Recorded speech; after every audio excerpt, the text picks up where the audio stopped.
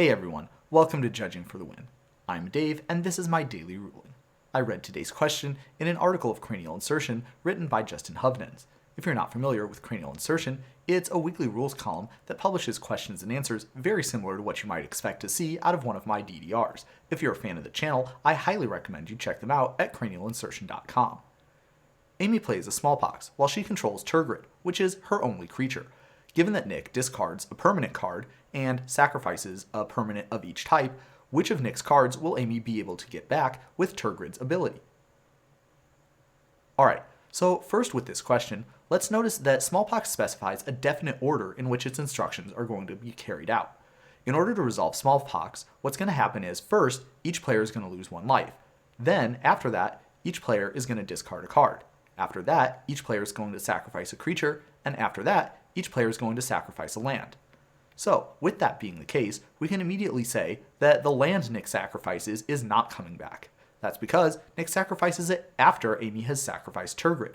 Because Tergrid is not in play to see Nick sacrifice that land, that means the land is not going to be subject to Tergrid's ability. Using a similar line of reasoning, we can say that the card that Nick discards, given that it's a permanent card, is indeed going to be seen by Tergrid, and that means that it will be coming back. With that out of the way, we can turn our attention to the third and most interesting of these cases, that being the creature that Nick sacrifices. In order to decide whether Amy gets this creature back or not, we're going to have to know a little bit more about how triggered abilities work. You might already know that anytime anything happens in the game is going to check to see if that matched any trigger conditions of any triggered abilities that exist.